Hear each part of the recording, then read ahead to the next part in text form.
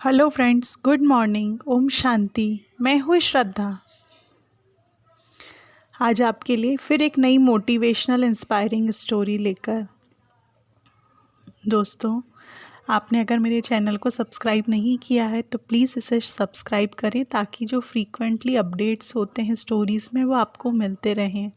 और अगर आपको ये कहानियाँ अच्छी लग रही हैं तो इसे लाइक करें और शेयर करें, और कुछ इम्प्रूवमेंट चाहते हैं तो कमेंट बॉक्स में लिख कर बताएं। आज की जो हमारी कहानी है उसका नाम है वक्त हमेशा एक सा नहीं होता। आपको कहानी के नाम से ही समझ आ रहा होगा।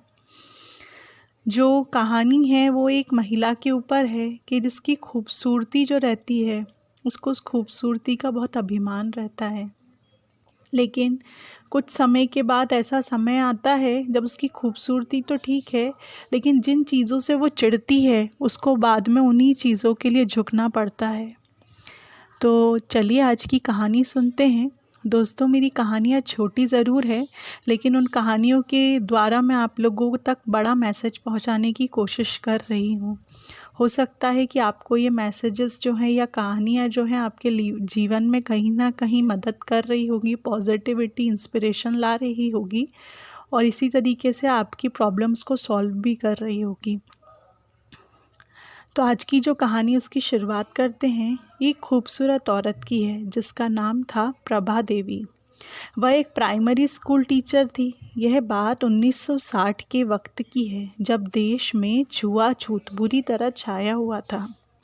प्रभा देवी स्कूल पढ़ाने जाती थी, लेकिन उस स्कूल में आए बच्चों को हाथ नहीं लगाती थी। यहाँ तक कि बच्चों को सख्त हिदायत दी थी कि वह मैडम से 1 फीट की दूरी से ही बात करे।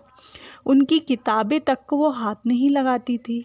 स्कूल के अलावा उनके घर में भी कुछ इसी ही तरह के नियम थे। साथ ही वो बहुत सुंदर थी और उन्हें सुंदर दिखने वाली महिलाओं से दोस्ती करना ही पसंद था। साफ सफाई से रहना प्रभा देवी को बहुत ज़्यादा पसंद था। वो बिस्तर पर भी एक सल भी देखना पसंद नहीं करती थी। यहाँ तक कि छोटे छोटे बच्चों को भी वो बहुत प्यार करती थी। उन्हें तोहफे देती, खाने की अच्छी सी चीज़ें देती, दिल से दुआ भी देती, पर उन्हें कभी अपनी गोद में नहीं बैठाती और ना ही कभी अपने बेड पर, क्योंकि उन्हें हमेशा बच्चे के गंदे कर देने का डर रहता था।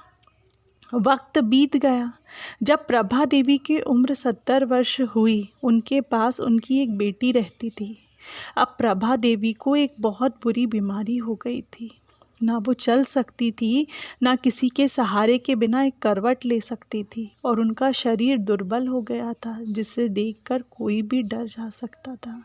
उनकी बेटी उनकी पूरी सेवा करती थी, पर फिर भी कई बार प्रभा देवी जी कई घंटों गंदगी में ही पड़ी रहती। जिन नौकरों से प्रभा देवी अपने आप को दूर रखती थी, आज वो उनके सहारे के बिना एक पल भी नहीं रह सकती थी।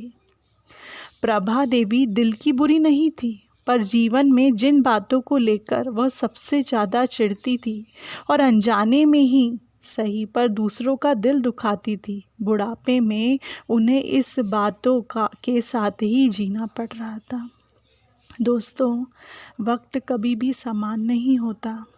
आज उनने भले ही दिल से कभी किसी के लिए बुरा नहीं किया, सबका अच्छा किया, लेकिन जो छोटी सी एक आदत थी कि मैं किसी को छू ना, कोई छोटी जात का हो या जो सुंदर दिखने वाला नहीं है वो मेरे नज़दीक ना आए, वो मुझे टच ना करे।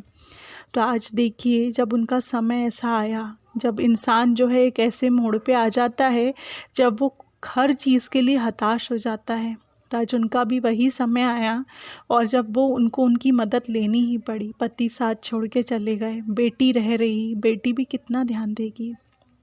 तो इंसान के समय का, वक्त का कोई भरोसा नहीं, इसलिए हमारे जाने अनजाने कोई ऐसे बोल ना निकले जिससे किसी को भी दुख पहुंच जाए। आज उनकी सिर्फ छोटी सी एक आदत की वजह से उनको इतना बड़ा पाप का बोझ उठाना पड़ा। वक्त के साथ सब कुछ बदल ही जाता है, लेकिन अपने व्यवहार को इस तरह रखें कि कभी भी वक्त के आगे आपको झुकना ना पड़े, बल्कि वक्त आपके आगे झुके। कहते हैं इंसान जिस चीज़ से भागता है उसे उसका सामना करना पड़ता है, इसीलिए कभी किसी चीज़ से घृणा ना पाले। और शारीरिक सुंदरता कभी नहीं टिकती, न उस पर अभिमान करना चाहिए और ना ही किसी को उसके रूप के लिए कोसना चाहिए। क्योंकि दोस्तों, आज अगर कोई काला है या कोई गोरा है तो वो अपने किए हुए कर्मों के बेसिस पे है। उसकी सुंदरता जो है उसके पिछले कर्मों के बेसिस पे आधारित हुई है। तो आप उसे ये नहीं बोल सकते कि तुम कुरूप क्यों हो या काले क्यों हो। कोई सुंदर है लेकिन अभिमान इतना है, तो आप देखिए सारा अभिमान एक एज के बाद रह जाता है। सुंदरता ढलती ही है। भले ही आप 8-10 साल खूब सुंदर रह लेंगे, लेकिन एक समय आने के बाद आपकी वो सुंदरता नहीं रहेगी, क्योंकि वक्त हमेशा एक जैसा नहीं रहता। इंसान की जो 4 अवस्थाएं हैं, जब वो 4 अवस्थाओं में किसी ना किसी अवस्था में पहुंचता है, तब उसका वो रंग रूप जो है वो ख़राब होता ही है। आपने देखे होंगे बच्चे जब छोटे होते हैं तब वो बहुत खूबसूरत होते हैं, हर कोई उन्हें प्यार करता है, उनकी तरफ देखकर रिझा चला जाता है। लेकिन कुछ बच्चे जो होते हैं बचपन में पैदा होते हैं तब सुंदर नहीं दिखते, लेकिन बड़े होते हैं तब उनका अट्रैक्शन कुछ अलग हो जाता है, तब वो बहुत सुंदर दिखने लग जाते हैं। और कुछ होते हैं जो अपनी युवा अवस्था मतलब जवानी में जब आते हैं तब उनकी सुंदरता निखर के आती है। और कुछ लोग होते हैं जिनकी पूरे ही समय निकल जाता है, लेकिन जैसे ही उनका बुढ़ापा आता है तब उनकी खूबसूरती निकल के आती है। तो ये जो है, आप किसी की सुंदरता, किसी की बदसूरती के लिए कोई कमेंट्स भी नहीं कर सकते, ना किसी के लिए किसी को दोष दे सकते हो, क्योंकि ये आपके ही कर्मों का परिणाम है। अगर आपने अच्छे कर्म किए होंगे तो परमात्मा ज़रूर आपको खूबसूरत शरीर देगा, पर इस पर अगर आप घमंड करेंगे, अभिमान करेंगे, तो आपको उसका जुर्माना भी भुगतना पड़ेगा। इसलिए कभी भी सुंदरता पे अभिमान ना करें।